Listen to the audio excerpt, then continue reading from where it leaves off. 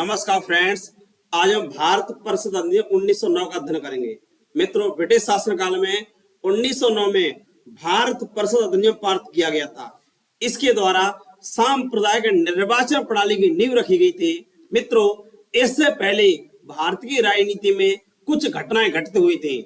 जैसे मित्रों देखेंगे कि 1906 में इस अधिनियम के पारित होने से पहले 1906 में ढाका में मुस्लिम लीग की स्थापना की गई थी। इसने मुस्लिम समुदाय के लिए पृथक प्रतिनिधित्व की मांग की थी। इस तरह से 1906 में सलीम उल्लाह खां और आगा खां के द्वारा ढाका में मुस्लिम लीग की स्थापना की जाती है। आगे देखेंगे, इसके द्वारा मुस्लिम समुदाय ने मुस्लिम कम्युनिटी थी उसके पृथक प्रतिनिधित्व की मांग की थी। इसी दौरान बंगाल में तेजी से राष्ट्रवादी विचारधारा फैल रही थी। जब यह अधिनियम पारित किया गया था उससे पहले बंगाल में राष्ट्रवादी विचारधारा फैल रही थी, तो उसको कमजोर करने के लिए अंग्रेजों ने 16 अक्टूबर 1905 को बंगाल का विभाजन कर दिया था। इस तरह से मुस्लिम लीग की स्थापना 1906 में हो जाती है और 16 अक्टूबर 1905 को बंगाल का विभाजन हो जाता है। मित्रों, ये लॉर्ड कर्जन के द्वारा, वायसराय लॉर्ड कर्जन के द्वारा बंगाल का विभाजन किया जाता है। अब देखेंगे बंगाल विभाजन के समय क्या होता है। मित्रों, बंगाल विभाजन के खिलाफ कांग्रेस ने स्वदेशी भंग आंदोलन चलाया था। अर्थात बंगाल विभाजन को रद्द कराने के लिए कांग्रेस के द्वारा स्वदेशी अर्थात बंग भंग आंदोलन चलाया गया था। इस दौरान भारतीयों ने स्वराज का लक्ष्य निर्धारित कर लिया था। भारतीयों का लक्ष्य था भारत में स्वराज की स्थापना की जाए, और स्वराज की स्थापना तभी की जा सकती थी जब भारत आजाद हो जाएगा। इस तरह से ये आजादी का एक बड़ा आंदोलन था। इन घटनाओं का इस अधिनियम पर काफी प्रभाव पड़ा था। कोई भी अधिनियम या व्यवस्था होती है, उस समय जो प्रभाव होते हैं या घटनाएं घटित होती हैं उसका उस पर प्रभाव देखने को मिलता है। इसी तरह से इस अधिनियम पर भी देखने को मिला था। यह अधिनियम मार्ले मिंटो सुधार पर आधारित था। 1909 का अधिनियम मार्ले मिंटो सुधार पर आधारित था। इसमें जो लॉर्ड मार्ले थे वह राज्य सचिव थे। जॉन मार्ले भारत के राज्य सचिव थे और लॉर्ड मिंटो भारत के वायसराय थे।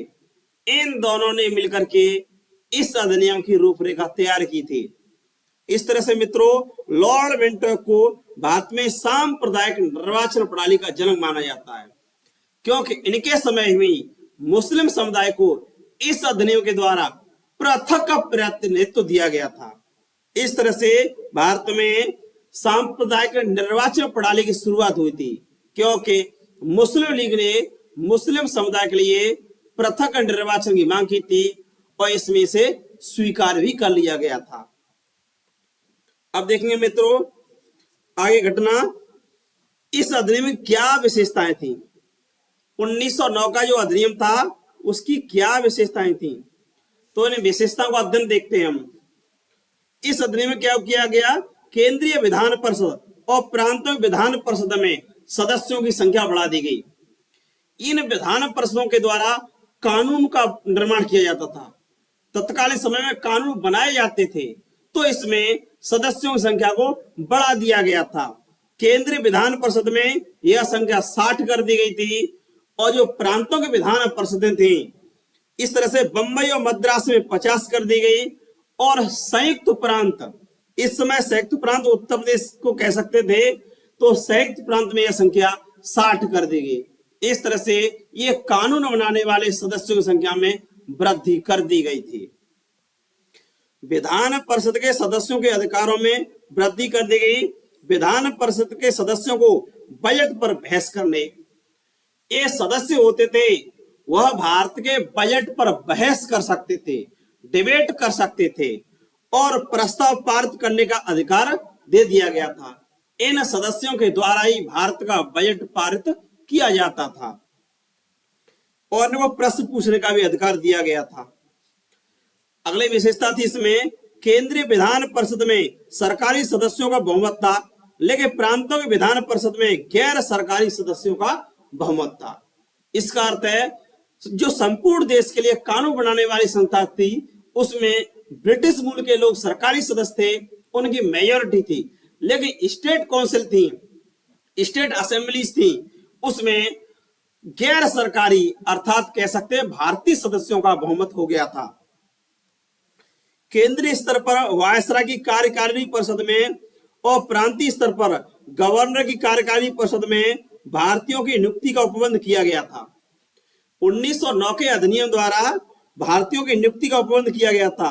वह इस प्रकार सत्येंद्र प्रसाद सिन्हा पहले भारतीय थे। सत्येंद्र प्रसाद सिन्हा यह वायसराय की कार्यकारिणी परिषद में कानूनी सदस्य के रूप में नियुक्त हुए थे। मित्रों, वायसराय की कार्यकारिणी परिषद में कानूनी सदस्य के रूप में नियुक्त होने वाले भारतीय थे सत्येंद्र प्रसाद सिन्हा। ये कानूनी सदस्य के रूप में नियुक्त किए गए थे। अगला देखते हैं, इस अधिनियम के तहत केंद्रीय विधान परिषद में मुस्लिम वर्ग के लिए पृथक प्रतिनिधित्व, मुस्लिम कम्युनिटी था उसको रिप्रेजेंटेशन दिया गया था, प्रतिनिधित्व दिया गया था। मुस्लिम सदस्यों का निर्वाचन मुस्लिम मतदाताओं के द्वारा किया जाना था। जो मुस्लिम मेंबर्स थे केंद्रीय और प्रांतीय विधान परिषदों में, इनका निर्वाचन इन्हीं समुदाय के जो वोटर्स थे उनके द्वारा किया जाना था। इस प्रकार सांप्रदायिक निर्वाचन प्रणाली की शुरुआत हुई थी, क्योंकि इसमें मुस्लिम समुदाय को पृथक प्रतिनिधित्व दिया गया था और इसकी मांग किसने शुरू की थी? मुस्लिम लीग के द्वारा मांग की गई थी। इसके तहत सीमित और भेदभाव पर आधारित मताधिकार दिया गया था। इस अधिनियम में 1909 के अधिनियम में मतदान की प्रक्रिया अपनाई गई थी, लेकिन कुछ ही लोगों को और वर्ग विशेष के लोगों को दिया गया था। इस तरह से इसमें जाति, वर्ग, धर्म के आधार पर पृथक निर्वाचन प्रणाली की शुरुआत हुई थी। इसमें presidency corporation, chambers of commerce, जमींदारों के लिए पृथक प्रतिनिधित्व दिया गया था। इस तरह से मित्रों, इस अधिनियम के द्वारा 1909 के अधिनियम के द्वारा भारत में केंद्रीय और प्रांतीय विधान परिषदों के सदस्यों की संख्या में वृद्धि कर दी गई और सत्येंद्र प्रसाद सिन्हा जो कि एक भारतीय सदस्य थे उनको कानूनी सदस्य के रूप में शामिल किया गया था और मुस्लिम समुदाय को पृथक प्रतिनिधित्व दिया गया था। इस तरह से फ्रेंड्स, हमने आज भारत शासन अधिनियम 1909 का अध्ययन किया। यह मार्ले मिंटो सुधार पर आधारित था। मित्रों, वीडियो अच्छा लगा हो तो लाइक, शेयर, कमेंट करें। धन्यवाद।